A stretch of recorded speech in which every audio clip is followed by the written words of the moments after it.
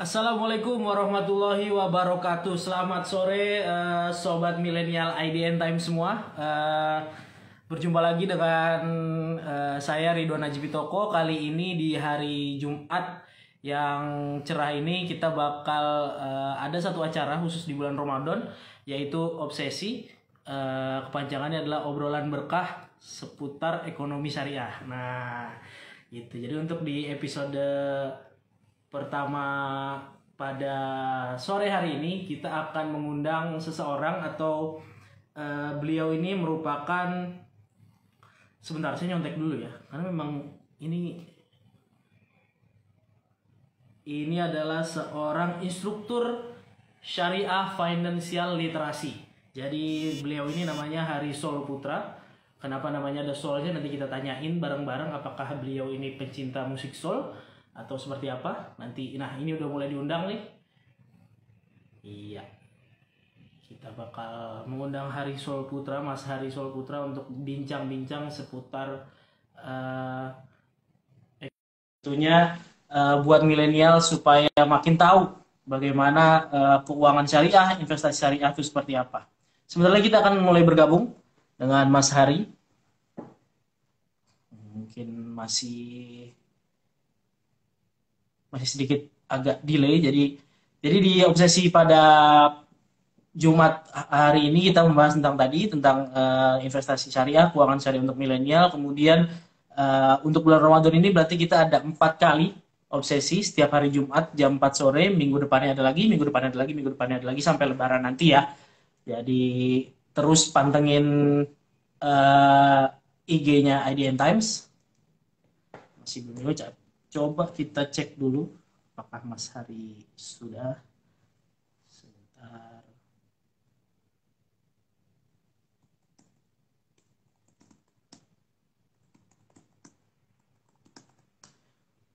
Oke, sebentar.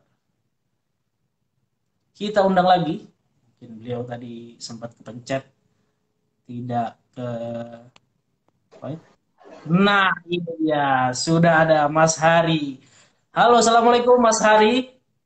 Waalaikumsalam Mas Ridwan, apa kabar? Alhamdulillah, kabar baik. Gimana Mas? Suaranya Al, keren jelas? jelas jelas sudah Jelas, jelas. mantap. Suara saya jelas ya, suara saya jelas ya. Jelas banget Mas. Suara jelas, Oke. suara jelas. Apa kabar Mas Hari kalau boleh tahu nih? Alhamdulillah, ini walaupun pandemi tetap PSBB kita Mas. Apa tuh PSBB? Panjang umur, sejahtera, barokah, bahagia. Panjang umur, sejahtera, barokah, bahagia. Itu emang yang paling penting, benar-benar Mas Hari. Pembatasan sosial berskala besar, sekarang PSBB punya kepanjangan lain tadi, panjang umur, sejahtera, barokah, dan bahagia. Nah, Iya. Mas Hari lagi di mana nih? Di rumah aja? Saya di rumah aja, biasa WFA Mas. Nah, aduh Sekarang mantap. sudah zamannya work from home. Iya betul. Gimana puasa, lancar Mas? Alhamdulillah, masuk hari ke sekarang ini masih lancar. Insya Allah 30 hari ke depan lah ya, full ya. Wah, Mudah-mudahan. Masya Allah, mudah-mudahan. Nah, Mas, tadi udah dijelasin di awal bahwa di program hari ini kita namanya ada Obsesi, obrolan Ya, berkah seputar ekonomi syariah. Nah, karena memang IDN Times itu menyasar milenial dan Gen Z, mungkin ya, eh, sekarang itu kan keuangan syariah, ekonomi syariah, investasi syariah itu kan begitu, apa ya istilahnya ya, menjamur ya Mas ya. Nah, ya, ya. mungkin untuk mengawali obrolan kita hari ini, apa aja sih Mas sebetulnya yang perlu diketahui milenial dan Gen Z soal ekonomi atau keuangan syariah sendiri? Ya. Ini panggilnya apa nih? Panggilannya audiennya sahabat atau apa ini? IDN Sobat Times. milenial, asik. Oh, Walina, oke. Sobat milenial, di mana Anda berada, kenakan saya Hari Sol Putra. Jadi kalau ketikin cari di Google gitu, motivator keuangan, mudah-mudahan masih nomor 1 ya. Gitu. Jadi kalau Waduh. ketika motivator keuangan, saya masih nomor 1 secara SEO. Secara SEO, Paling baik, tidak, baik, baik, baik, baik. paling tidak secara dunia mayanya masih nomor 1 lah. Mudah-mudahan dunia benerannya ya. Dunia nyata Amin, juga amin, seimbang. amin, amin, amin.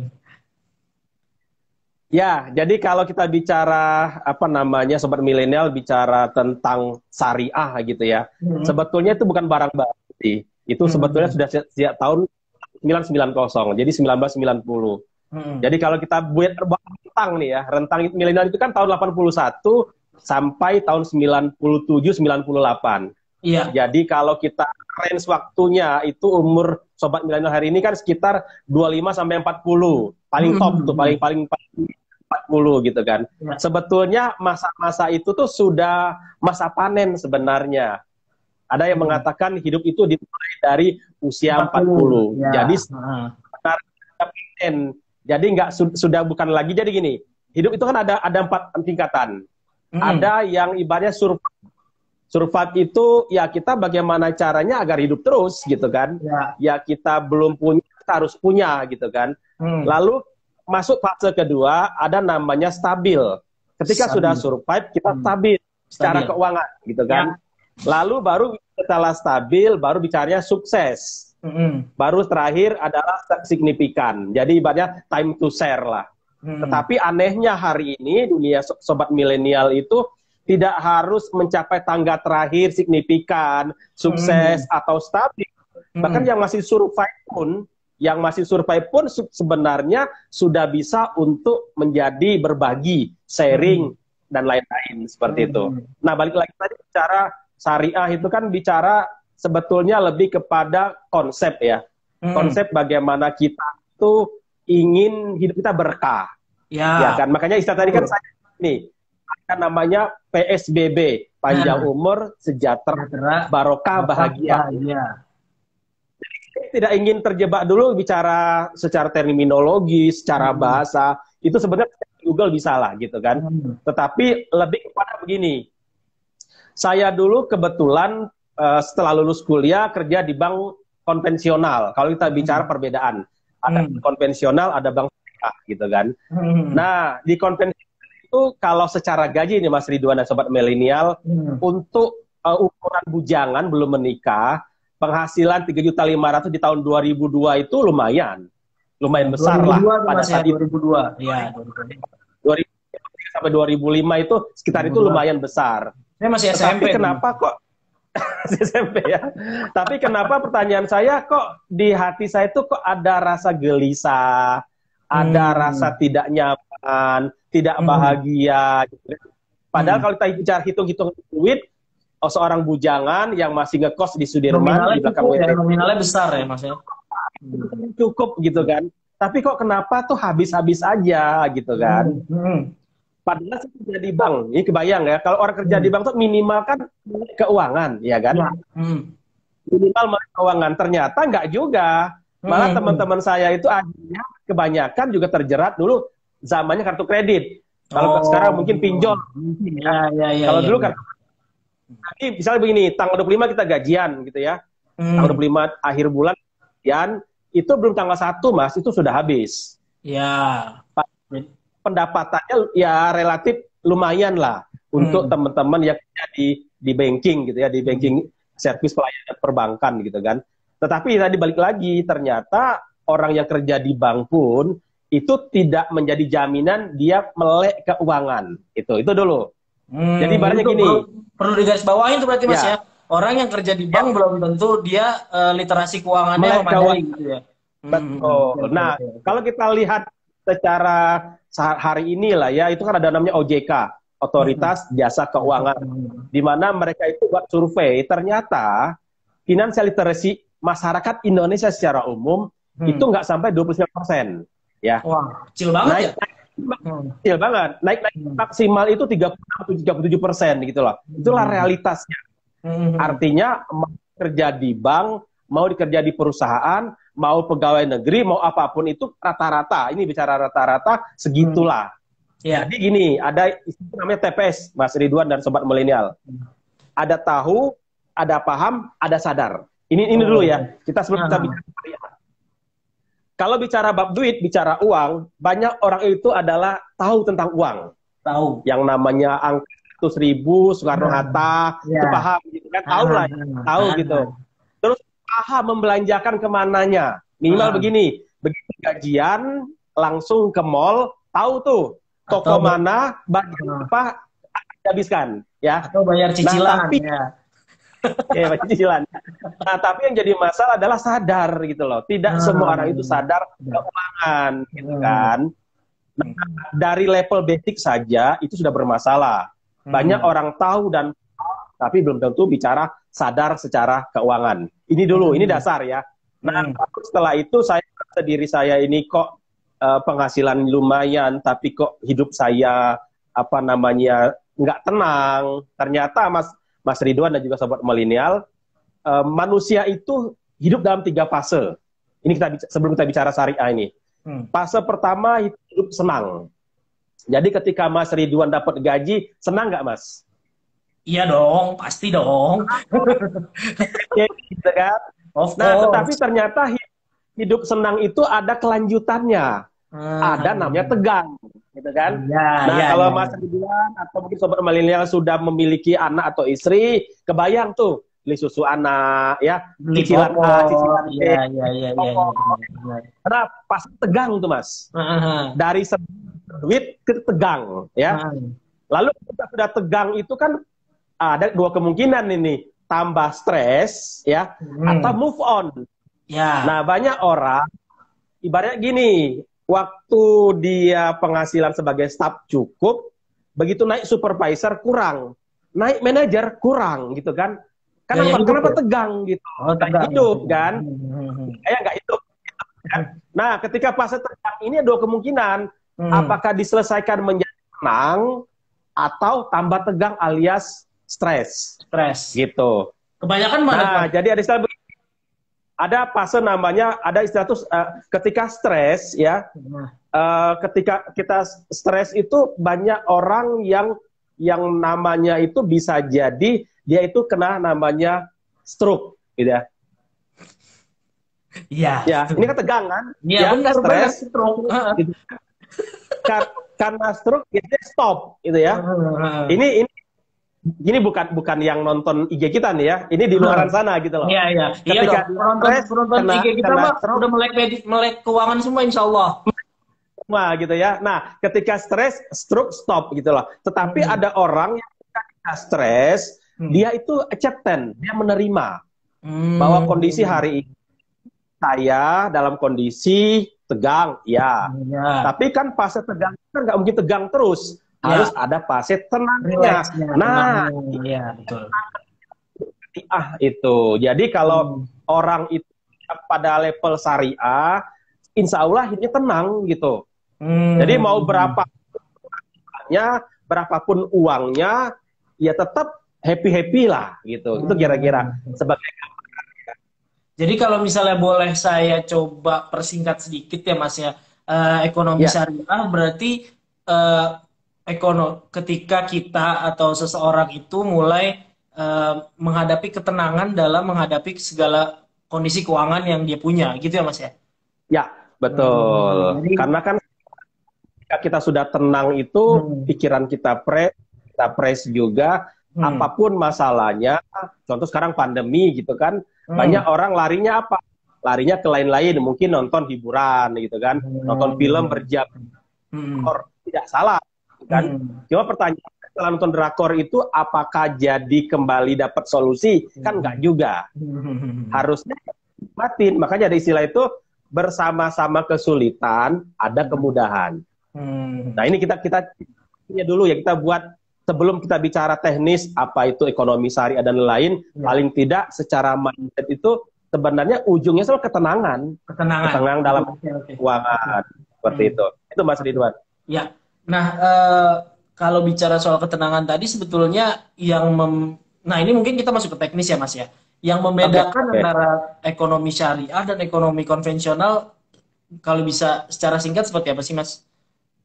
Ya, yang pasti kan kalau kita bicara perencanaan keuangan itu sama saja antara perencanaan keuangan konvensional sama perencanaan syariah.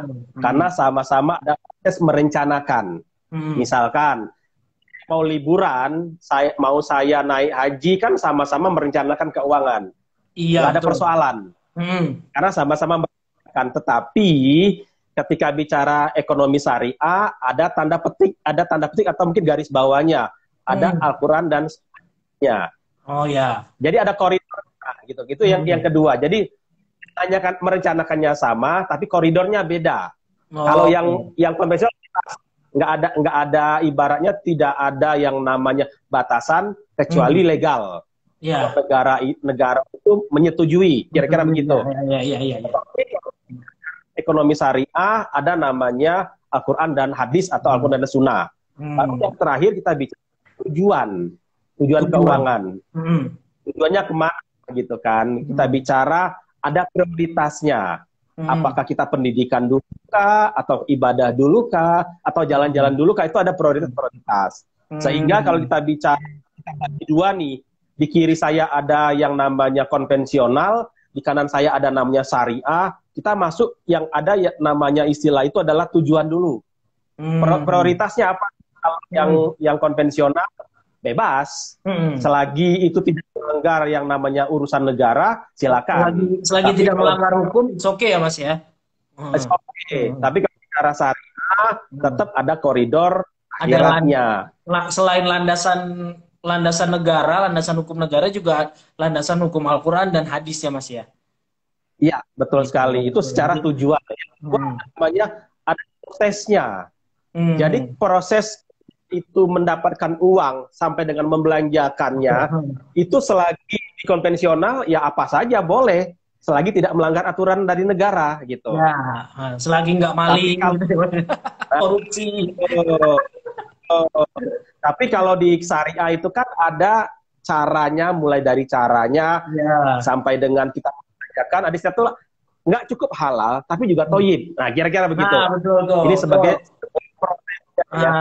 itu perlu digarisbawahi itu sobat milenial. Kalau syariah tuh nggak cuma halal tapi toyib. Toyib itu artinya apa tuh Mas? Coba dijelasin. Mungkin teman-teman sobat milenial belum paham. Itu gini, yang namanya halal itu kan misalnya saya beli ayam dipotong secara Islam itu ya halal gitu kan. Tetapi apakah dalam memasaknya itu kebersihannya dijaga, terus bagaimana cara masaknya itu kan disebut dengan toyibnya, baiknya gitu. Gitu, baik. Ya, terus itu orientasinya ini. Jadi kalau konvensional itu orientasi pada hanya dunia saja. Jadi sampai selesai. Tapi kalau namanya syariah sampai dengan akhirat nanti. Baik, gitu ya. Jadi, ya itulah sebagai dasar dulu ya, sambil kita ngobrol lagi. Iya. Jadi tujuan, proses dan juga hasil ya Mas ya. Bedanya di situ ya. Iya. Oke.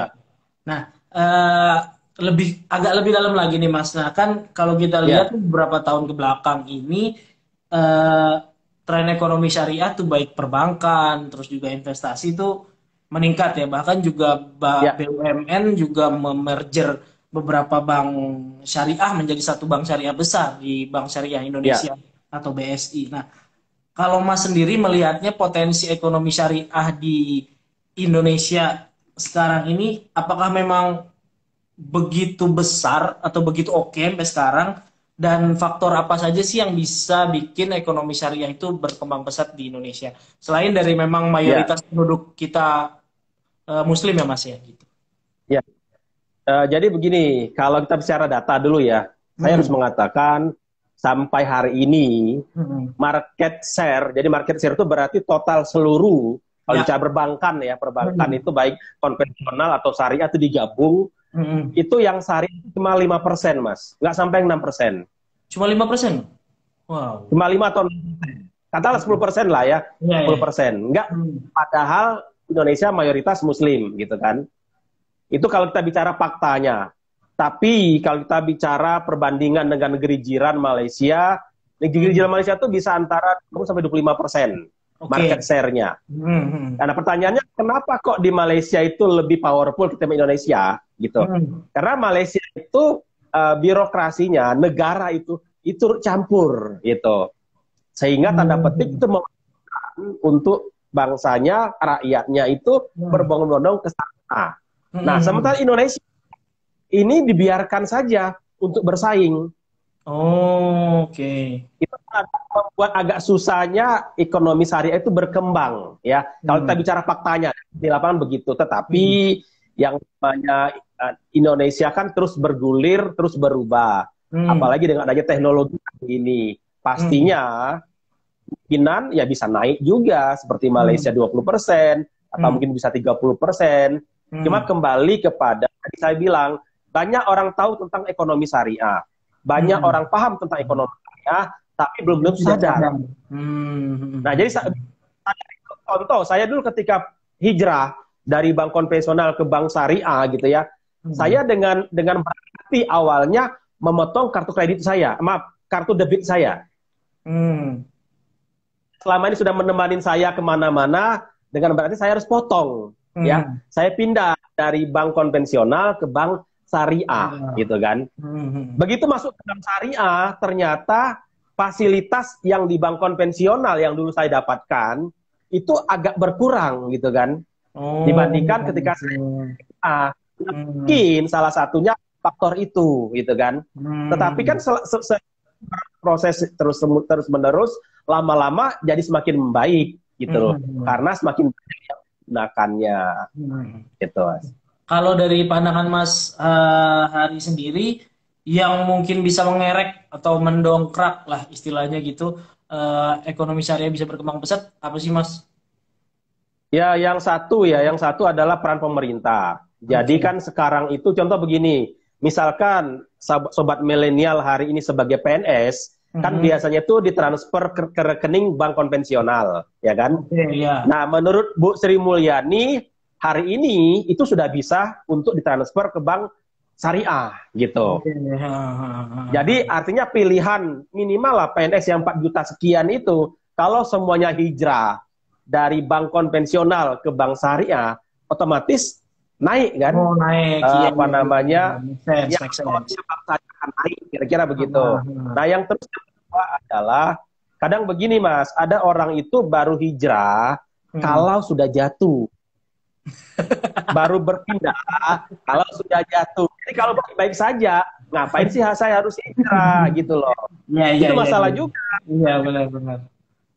Gini kan, saya bilang saya kerja di bank konvensional. Teman saya menyatakan baik-baik saja kok, nggak ada persoalan kok.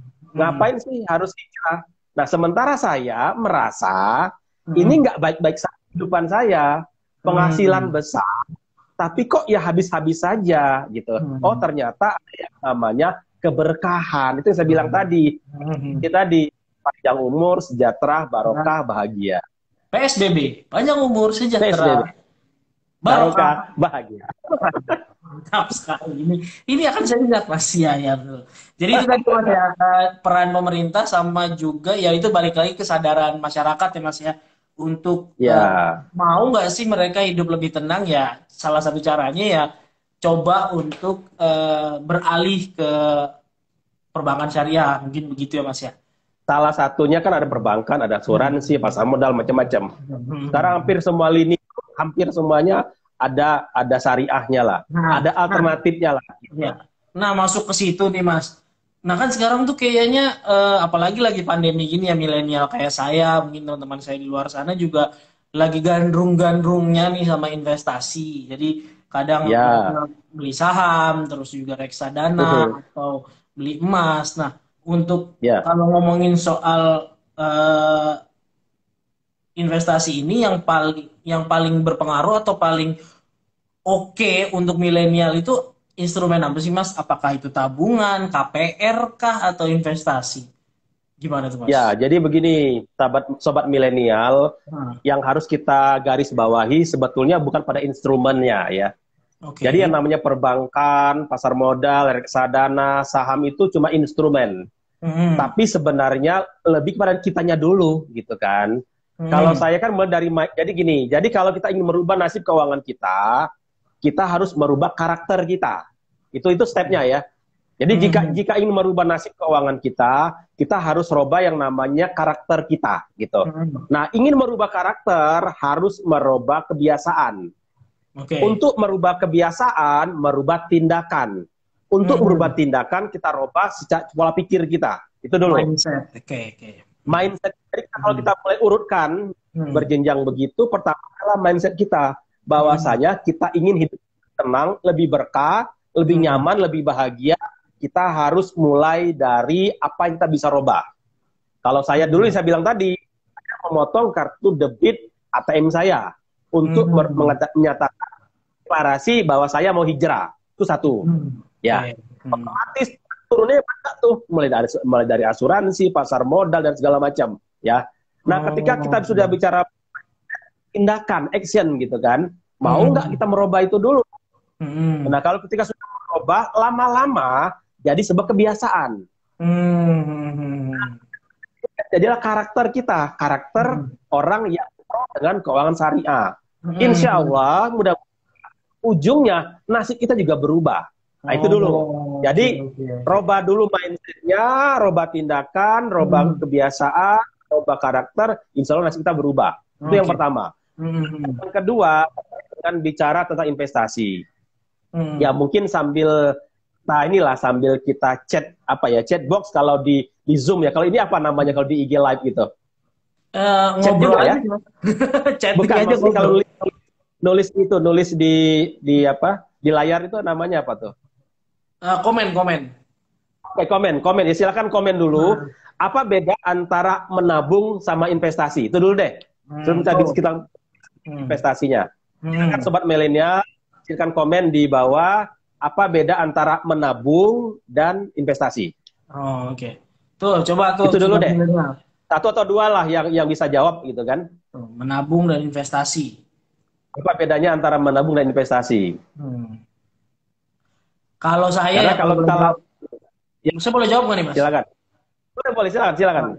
Kalau saya ngelihat menabung itu ya jadi aset saya ya jumlahnya segitu-segitu aja, maksudnya pertambahannya ya bisa diprediksi gitu. Kayak misalnya saya sebulan tuh nabung misalnya katakanlah 1 juta sebulan, ya udah berarti selama 12 bulan tabungan saya 12 juta. Nah, berarti kalau investasi investasi ya kita invest gitu. Jadi misalnya kita atau saya beli saham, hari ini saham nilainya segini, di masa depan akan lebih tinggi lagi gitu. Jadi memang fluktuatif gitu. Bener kan? Ya. Baik. Ini juga ada investasi. Oke. Kita baca dulu ya komennya ya. Investasi tapi risiko berkembang pesat kayak investasi tapi risikonya juga nggak gede kayak investasi gitu, Pak. Nabung nimbun harta, investasi dikelola gitu, Pak. Gitu, menabung nimbun harta dan dikelola. Oke, gini. Secara ini kita bicara fakta lagi ya, kita bicara data ya. Hampir orang itu tidak bisa membedakan antara simpanan, tabungan, sama investasi. Nah, ketika dia pikir dia itu sudah menabung, dia pikir itu udah investasi gitu kan. Lalu dia pikir dia sudah investasi, ternyata itu menabung. Jadi begini, bicara termnya, kalau kita simpanan itu jangka pendek gitu kan. Jadi kalau saya punya gaji, saya simpan di rekening tabungan saya, lalu saya ambil lagi buat besok, buat sehari-hari, itu namanya simpanan, jangka pendek. Tapi kalau menabung itu termnya antara pendek menuju ke menengah, itu menabung. Kalau kita bicara termnya ya, bicara terminnya.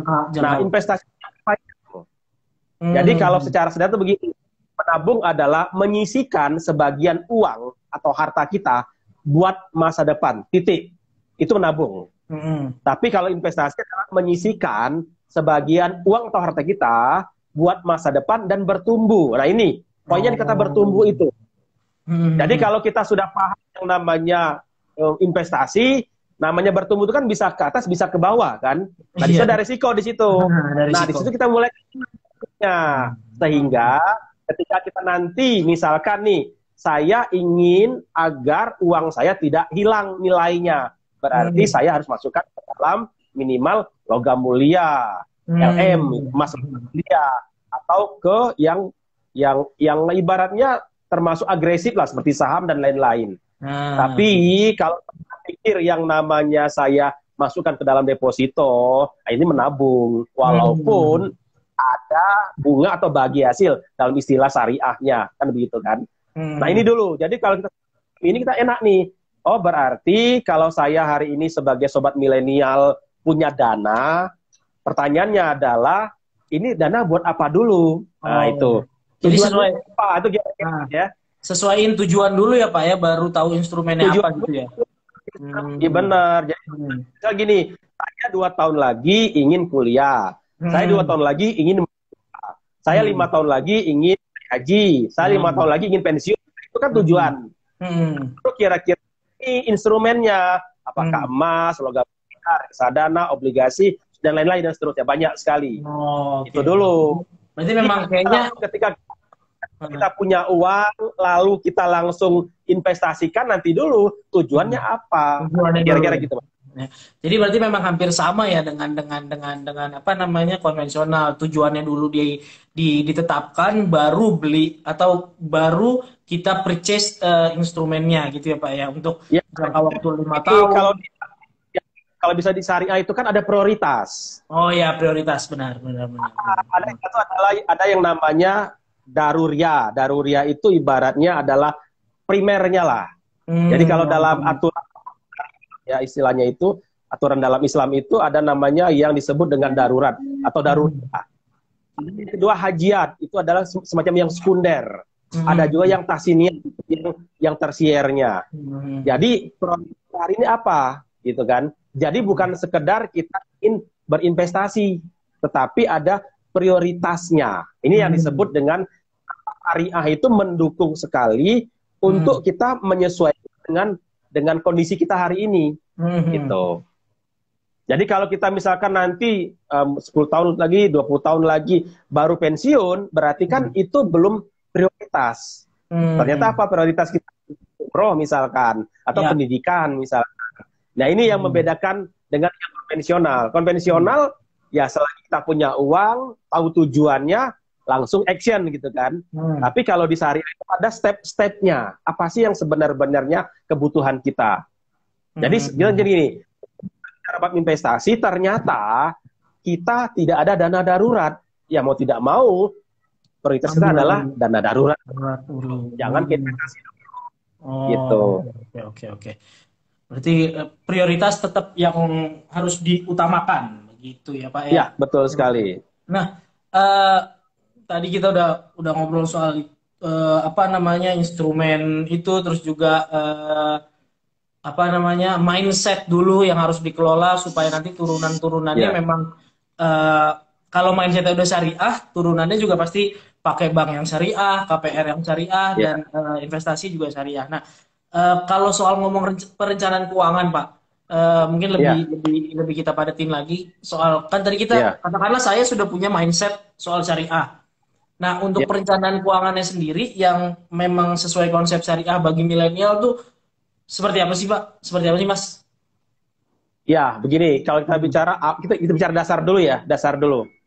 Saya pertanyaan gini, kira-kira harta itu dibawa mati nggak, Mas? Nah. Sepengetahuan saya tidak. Tidak. Oke, silakan ketik di komen, sobat milenial, apakah harta itu dibawa mati atau tidak, gitu. Coba ayo, sobat milenial yang mau bawa mati hartanya boleh komen, yang enggak juga boleh komen. Tapi mungkin kebanyakan mungkin berpendapat tidak ya, Mas ya. Tidak gitu ya. Oke, gini. Dulu saya kan orang Bengkulu, Mas, dari Sumatera. Jadi dulu tuh kalau zaman tahun 80-an itu ada namanya kuburan Cina. Jadi memang ke Bengkulu itu kan ada banyak teman-teman kita yang etnis Tionghoa gitu kan. Jadi kalau di kuburan Cina itu mereka itu bawa mati hartanya. Jadi kalau mereka punya emas, cincin, gelang itu dikubur bersama dengan mayatnya mereka gitu kan. Nah, di sana itu banyak yang tanda petik itu mengambil harta tersebut gitu kan. Itu kalau kita bicara secara terminologi harta dibawa mati. Nah, sebenarnya kalau bicara Islam itu mengajarkan harta itu dibawa mati. Tetapi dengan 3 hal. Jadi kaget saya dengarnya. Pak. Tetapi dengan 3 hal. Dalam bentuk apa? Pertama, jariah. Jadi kalau kita punya duit, betul. Itu dapat. Pertama, yang kedua adalah ilmu yang bermanfaat. Nah, seperti ini kan bagian dari ilmu bermanfaat. Mudah-mudahan. Kalau ilmu ini adalah dari Allah, saya cuma sebagai perantara saja. Kalau nanti timbang secara di akhirat, mudah-mudahan ini jadi pemberat. Itu ilmu bermanfaat ya. Nah, yang ketiga, anak soleha yang mendoakan kedua tuanya. Betul. Artinya, harta itu dibawa mati otomatis. kalau harta dibawa mati, kita juga harus memprioritaskan buat seperti apa, ngapain gitu kan. Oke. Nah, balik lagi ke bicara kalau kita sudah punya pemahaman dasar ini sudah clear, Nah. kita mau belanja kemana tuh kan enak, Mas. Jadi dapat gaji itu mana nih prioritas pertama kita? Apa dulu gitu kan? Gitu. Oke. Jadi memang pengelolaan yang pertama berarti satu tahu prioritasnya. Kemudian kalau misalnya di nomerin tuh gimana tuh Pak? Tuh biar mungkin teman Ya, sobat milenial lebih paham. yang namanya kita kalau kita bicara generasi milenial atau generasi Y gitu ya, sama generasi Z, generasi Zoomer hari ini, itu kan ada umur. Kan saya tidak bisa mengatakan umur 40 tahun sama dengan umur 45 tahun. Sama dengan umur 17 tahun, pasti beda-beda gitu kan. Ya. Nah, tapi kita buat siklusnya lah, siklus hidup manusia gitu. Katakanlah hari ini sobat milenial ada yang belum menikah ya. Saya. Berarti oke, belum menikah gitu kan. Berarti prioritas adalah mencari pasangan kan gitu kan. Mencari pasangan itu harus yang syariah gitu loh. Ya, betul sekali, Mas. Saya setuju. Nah, Mas, gini saya mau nanya nih, Mas Ridwan, kan belum menikah nih, gitu kan? Pertanyaan saya, punya anak dulu atau menikah dulu, Mas? Gimana? Coba ulang, Mas. Oke, kan belum menikah sekarang kan, masih sendirian nih. Ya, pertanyaan saya, apakah menikah dulu atau punya anak dulu? Menikah dulu dong. Menikah dulu kan? Iya. Berarti setelah sendirian, kita harus cari pasangan, menikah dulu. Berarti tujuannya adalah bagaimana agar bisa punya keuangan buat menikah. Misalkan nih, X rupiah. Mas itu ingin ketika nanti menikahnya itu dengan konsep pesta kebun misalkan. Misalkan ya. Misalkan. Berarti hitung kira-kira berapa nih modal yang dibutuhkan. Oke ya. Sekarang sudah menikah nih. Lanjut nih, setelah sudah menikah, nanti kan punya anak tuh. Menikah lagi harus dihitung juga. Nah, itu nanti. Nah, ketika sudah menikah kan punya anak, berarti kan harus dihitung. Betul. Nah, sakitnya di mana, berapa, kapan, gitu kan. Lalu nanti ketika punya berapa, terus susunya berapa, ya kan? Itu fase dari menikah punya anak, oke ya? Terus juga yang mungkin sambil menikah ada ingin punya rumah dulu. Dulu misalkan ada yang ingin umroh atau haji dulu, macam-macam tujuan gitu kan. Tapi secara siklus umumnya adalah dari kita sendirian menikah punya anak, punya fasilitas untuk menghidupi keluarga gitu kan. Kita pensiun, kita menyekolahkan anak kita dan menikahkan kembali anak kita tersebut. Nah, itu sebut dengan fase yang dalam syariah itu sudah diatur semua tahap-tahapannya. Jadi dengan kata lain ya, kalau misalnya dengan mindset syariah berarti semuanya dipikirkan dulu ya Mas ya, secara matang satu persatu. Ya, jadi ini tujuannya apa? Jadi starting with the end, berpikir dari akhir apa gitu kan. Jadi kalau akhirat ya kan, mati gitu kan. Berarti bagaimana nanti kalau kita meninggal itu kita tidak menyusahkan orang lain, ya kan?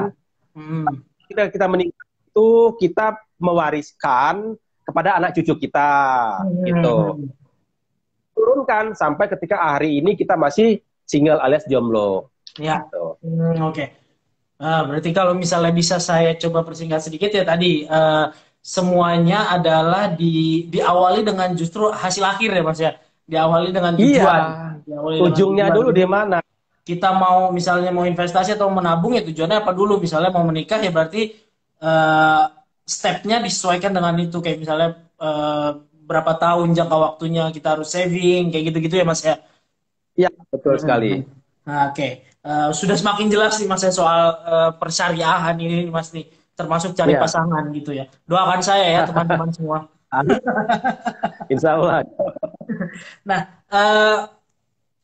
ini kita ngomongin soal saham syariah ya, Mas Hari. Kemarin itu juga Bursa Efek Indonesia sudah konfirmasi bahwa eh, bakal ada bulan Ramadan ini indeks saham syariah Indonesia yang baru.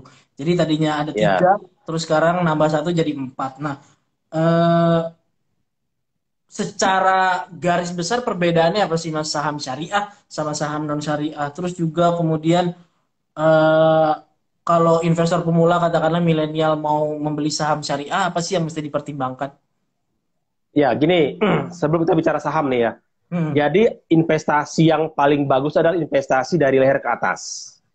Dari, sorry Mas, Leher ke atas. leher ke atas Dari maksudnya leher gimana? ke atas. Nah. Jadi kita investasi itu dalam bentuk pengetahuan dulu, knowledge-nya dulu. Oh ya, pengetahuan baik. Ya, jadi Hmm. maksudnya itu begini, sebelum kita bicara bab saham dan lain-lain, kita harus tahu dulu apa sih investasi itu. Itu pertama. Yang kedua adalah kita belajar pada ahlinya. Oke. Ingin belajar tentang saham syariah, belajarlah sama ahli praktiknya yang memang pemainnya di saham Hmm. syariah. Itu dulu. Hmm. Oke. Sehingga kita tahu nih resikonya apa. Kalau saya invest, apa yang saya dapatkan. Itu ketahuan Hmm. dulu. Hmm. Hmm. Nah, ketika sudah bicara pengetahuan, sudah punya sikapnya sudah bagus. Yang namanya, yang saya bilang tadi, yang namanya kita itu apa namanya berinvestasi bisa positif, bisa negatif, Bisa ke atas, bisa bisa ke naik, bawah. bisa turun, Bisa. kan itu kan. Artinya Hmm. siapin dulu mental kita. Oke. Karena banyak juga yang begini, inginnya cuan mulu gitu kan. Ya. Padahal yang namanya risiko itu berbanding lurus dengan hasil Ya. high risk high return kalau istilahnya begitu kan, Betul. High high risk, risk high high return. return. Hmm. Nah, ketika itu clear baru kita bicara saham gitu kan. Hmm. Oh, ternyata hari ini Jakarta Islamic Index membuat peraturan saham syariah 1234 misalkan seperti itu, ya Hmm. kan. Nah, kita harus belajar namanya fundamentalnya. Ya. Ini yang membedakan antara yang konvensional sama yang Syariah. syariah. Yang Hmm. konvensional itu misalnya trading harian, Ya. itu kan. Apakah salah? Ya nggak salah juga. Cuma Hmm. kalau kita bicara investor, kita bicaranya long term, bicara jangka panjang. Hmm. Kita Hmm. bicaranya fundamental bagus nggak sih? Baru kita Hmm. bicara teknikalnya. Jadi Hmm. jangan main ke teknikal kalau fundamentalnya belum jelas, Ya, gitu kan. betul, betul, betul. Jadi kalau kita bicara tentang saham syariah, ya Anda harus pelajari dulu apa itu saham syariah, bagaimana prospeknya, bagaimana Hmm. industrinya, resikonya seperti apa gitu kan. Kalau Hmm. sudah clear, barulah kita bisa invest gitu kan. Hmm. Nah, invest pun jangan main invest saja, tapi tadi Hmm. ada mentor. Mentor ya, benar. Benar, benar. Berarti Jangan sampai lihat-lihat. nanti kita ya, Nah, ya hampir gimana? sama sebetulnya ya, Mas ya. Maksudnya namanya saham syariah maupun saham non syariah punya high risk high return juga, terus juga nggak bisa sembarangan, terus juga yang mesti diperhatikan adalah fundamentalnya kayak gitu ya Mas ya. Berarti kalau bisa Ya, dibilang. itu dari sisi knowledge-nya ya. Tapi Nah, kalau dari sisi sahamnya itu sendiri itu kan yang pasti tidak berhubungan dengan babi dan segala macamnya. oh Tidak iya. berhubungan dengan mengharamkan, misalkan Hmm. perbankan yang nasional, Hmm. misalkan juga itu kan nggak bisa, atau Hmm. rokok nggak masuk gitu. Hmm. Nah Oke. ini yang ukurannya. Sehingga Hmm. kalau kita ingin ke syariah, kita ambilnya rokok, ya nggak masuk lah. Itu kira-kiranya Ya, begitu. ya, ya, ya, ya, ya. Berarti produk-produknya juga perlu diperhatiin ya, kayak misalnya Betul, apakah dia punya betul. produk turunannya yang memang diharamkan oleh Islam atau tidak, kayak gitu ya Mas ya. Iya, Iya, iya, ya. iya. Oke, oke, oke. Eh, nah, eh, kalau misalnya kita bahas tadi udah saham syariah, terus juga, nah kalau instrumen lainnya nih Mas, eh, Ya, katakanlah kita udah ngerti nih investasi tadi apa kan sudah Mas Hari bilang saving tapi juga bertumbuh. Nah artinya bertumbuh bisa positif, bisa negatif, bisa naik ke atas, bisa naik ke bawah, bisa turun ke bawah. ya, Eh, ya. kalau boleh dijabarin atau diinformasikan ke sobat milenial, Mhm. ada nggak sih Mas sebetulnya plus minus dari investasi kita di saham syariah atau reksadana syariah? Kalau dua-duanya dibandingkan tuh seperti apa sih Mas? Saham syariah, Ya, reksadana gini. syariah. Jadi yang paling bagus adalah Anda praktek satu hal gitu ya. Hmm. Jadi bukan katanya, bukan Bukan karena katanya. A, B, C enggak gitu loh. Jadi Hmm. praktek saya dulu pertama kali ketika saya beli saham, saya Hmm. beli itu Mas. Jadi saham syariahnya saya beli, reksadananya saya beli. Nah, Oke. dalam tahun kita lihat tuh portofolio bagaimana pertumbuhannya. Terus yang kedua adalah bisa nggak dua-duanya itu kita ambil gitu kan. Ya.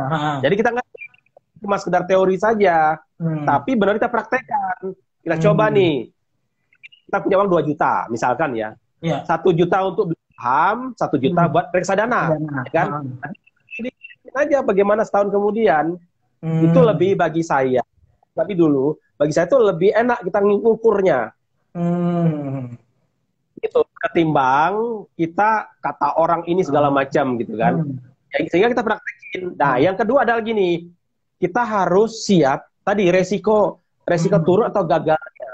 Hmm. Siap nggak 2 juta gitu kan? Hmm. Yang Ya. namanya kita kan selalu bisa untung bisa loss gitu kan. Ya. Hmm. Termasuk juga dalam cara tadi saham dan lain-lain. Hmm. Tapi pada dasarnya kita punya mentalitas dulu Hmm. bahwasanya yang namanya saham, yang namanya instrumen keuangan itu selalu ada dua kemungkinan.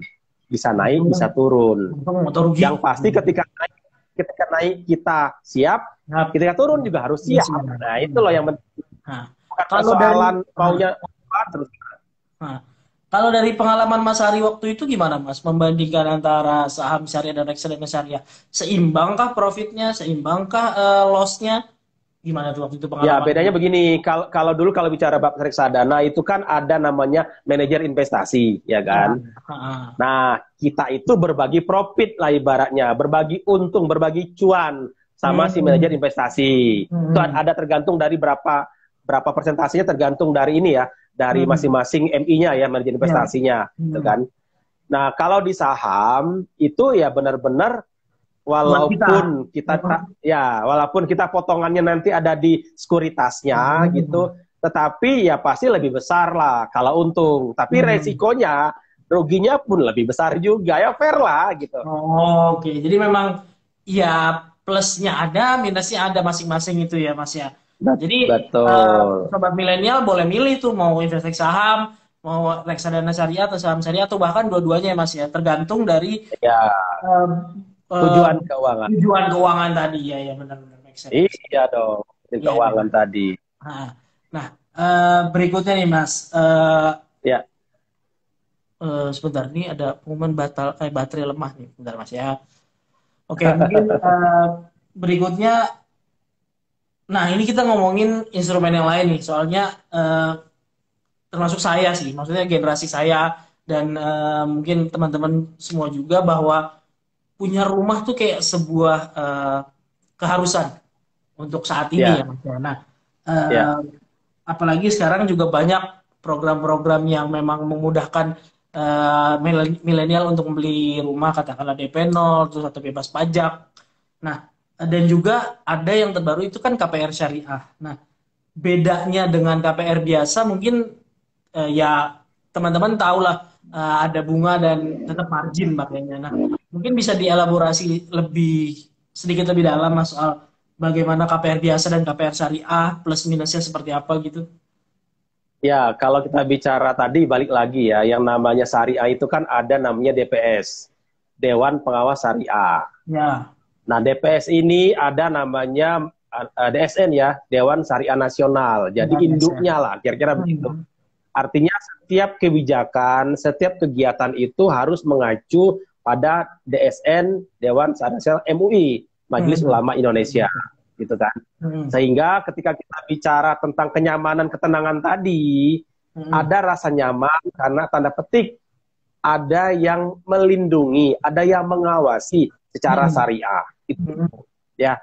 Kalau kita bicara bab produk, adapun terkait dengan KPR syariah atau KPR konvensional, sebenarnya lebih kepada kesiapan kita sih sebenarnya. Apakah kita siap ya untuk setiap bulan itu nyicil gitu kan? Artinya kembali lagi kita punya nggak ada namanya income gitu kan? Karena kalau income kita ada dan terukur dan dibuktikan dengan statement dari perbankan dan disetujui resikonya oleh perbankan, ya masuk untuk kita ambil KPR, ya kan?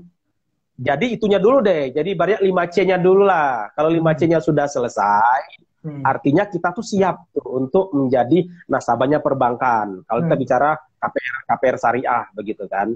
Lantas apa harus kita lihat sebenarnya urgen nggak sih kita ingin KPR itu? Nah kalau benar-benar urgen kenapa tidak? Balik lagi kita ngukur. Tidak boleh yang namanya cicilan itu melebihi total semuanya 35% pendapatan kita. Itu otomatis lah gitu kan. Artinya sebelum kita bicara bab produk, kita bicara kesiapan kita dulu deh. Baru kita bicara bab produk. Kalau kita tinggal konsultasi kepada pihak perbankan, kita ingin di mana, cara bayarnya seperti apa, dan segala macam. Itu lebih pada teknis lah. Tapi pada dasarnya, fundamentalnya dulu. Oke, katakanlah kita udah siap nih Mas. Maksudnya udah siap semuanya nih. Pendapatan cukup, terus juga ya intinya itulah kita udah punya niat yang mantap, pendapatan yang mantap. Nah, yang bisa membuat kita lebih memilih KPR syariah aja daripada yang non syariah, itu kira-kira apa sih Mas? Ya, yang pastinya kan kejelasan di awal, akadnya jelas gitu loh. Jadi kita juga harus cerdas juga, kan ada klausul tuh. Nah ini yang jadi masalah juga, apa namanya Mas Ridwan dan Sobat Milenial, banyak yang tidak baca klausulnya. Ya, kira-kira gini lah, kitanya sebagai nasabah, agennya aja, marketing aja nggak baca kok, gitu kan. Misalkan gini, saya mau menyelesaikan, melunasi, ada penalti apa tidak? Kan tinggal ditanya, gitu kan. Terus kalau macet seperti apa mekanismenya? Kan begitu. Sehingga apapun resikonya kita udah tahu duluan. Jadi kalau saya misalkan 3 bulan, apa nih konsekuensinya? Apakah call 1, call 2, dan segala macam. Terus bagaimana nanti menyelesaikannya kalau seandainya saya gagal bayar. Nah ini dulu harus diperhatikan. Jangan sampai sekedar kita ambil gara-gara dia syariah, lantas kita ambil enggak. Syariah pun juga kita harus tadi sadar syariah, hati-hati juga karena kan beda peraturan bank A syariah dengan bank B syariah, walaupun sama-sama syariah. Makanya kita juga cerdas, gitu kan. Pada itulah Mas. Tapi kalau bicara Anda ingin hijrah, ya tinggal Anda datang ke perbankan. Kalau bicara perbankan ya perbankan syariah, lalu Anda ambil brosurnya, Anda tanya detailnya, bandingkan dengan bank yang lain yang sejenis. Nah, kalau kira-kira positif mana ya itu kita ambil. Ya kan? Kalau perbandingan dengan yang KPR non syariah, selain dari yang saya tahu ya Mas ya, KPR yang non syariah kan pakai bunga yang kadang-kadang flat, kadang-kadang apa namanya bunganya nambah. Kalau yang syariah kan pakai margin aja. Selain itu ada lagi nggak sih Mas yang perbedaan yang mencolok banget gitu? Ya biasanya kan di penalti ya. Ada penalti, ada dendanya gitu. Jadi ada namanya kalau di konvensional itu kan ada bunga yang harian, jatuhnya ada bunga harian. Oke, ya. Ya kan. Jadi sudah kena bunga lagi. Nah itu kan ya alasannya di situ, gorornya di situ lah. Itu nggak jelasnya di situ. Ini saya cicil 1 juta, besok bisa 900, bisa juga 1.200.000 gitu kan. Iya, begitu. Gitu ya segitulah gitu.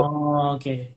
Jadi memang yang nama ya perbankan itu kan harus dia untung gitu kan. Tetap aja dia cari otomatis dia itu akan melihat risiko dari kitanya. Oh ini risikonya ya, bisa nggak nih? Oh ternyata secara gaji, secara karakter kita nggak bisa, ya kita juga nggak bakalan di-approve juga sama perbankan gitu. Oke. Nah. Oke, menarik sih Mas. Nah, mungkin ini terakhir nih, mungkin pesan-pesan dari Mas Hari selaku instruktur yang udah paham lah soal keuangan syariah. Mungkin pesan buat sobat milenial soal bagaimana mengelola keuangan syariah. Terakhir aja Mas, mungkin bisa disampaikan. Oke, gini. Jadi kan tema kita hari ini adalah belajar keuangan syariah agar hidup lebih berkah, ya kan? Nah, saya mendefinisikan berkah itu adalah berkelimpahan, abundance mentality. Ya, jadi pertama, bukan banyak sedikit Mas, tapi apa? Lapang atau sempit gitu.